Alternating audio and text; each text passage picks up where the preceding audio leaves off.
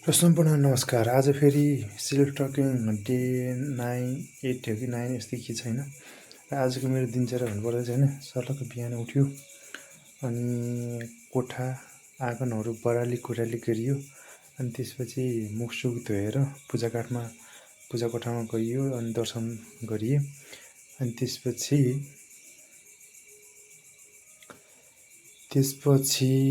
अनि त्यसपछि मम्मुता दर्शन गर्नको लागि मन्दिर जान लाग्नु हुँदै थियो। त्यसपछि मम्मुता जानुभयो।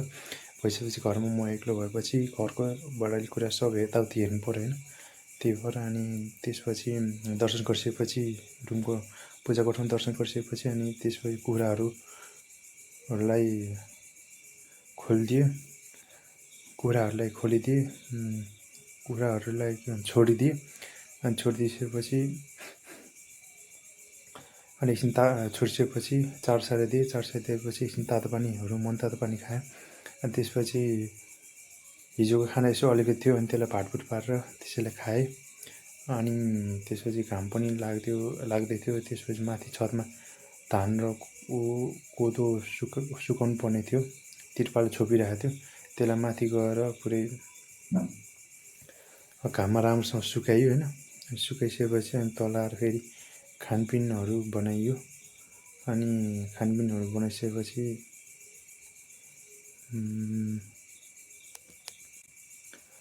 अनि त्यहाँ खानपिन बनायो। खानपिन बनाउनु झन्डै 10:11 यस्तै कति बजिसकेको थियो। अनि खाना र तरकारी बनाइसकेपछि अनि एकछिन बाख्राहरूलाई चराउन लिएर गइयो। झन्डै 1-1.5 घन्टा लिएर आइसकेपछि अनि एकछिन रेस्ट गरेँ। अनि कुखुराहरूलाई यताउति हेरेँ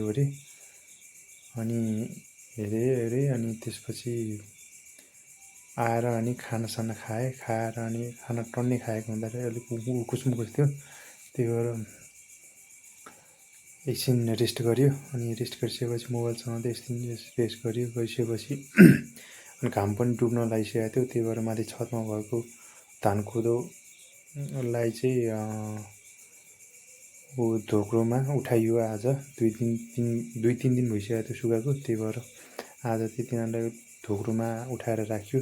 अनि सुकाउन लागेको तिरपालहरूलाई पट्याइ राखियो।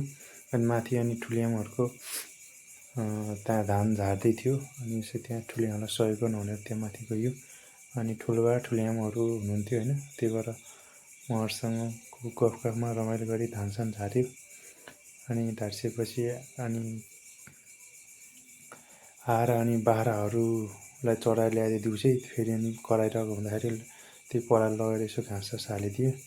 अनि हालिसकेपछि यसो कुखुराहरूलाई चारो दिएँ, यताउति हेरेँ। अनि हेरिसकेपछि अनि त्यो भाँडा अलिकति बाँकी थियो माझ्नुपर्ने, तिनीहरूलाई टल्लक्क माझियो, सफा गरियो। सफा गरिसकेपछि अनि मम्मी पनि उहाँ दर्शन गरेर आइसक्नु भएको थियो। अनि आइसकेपछि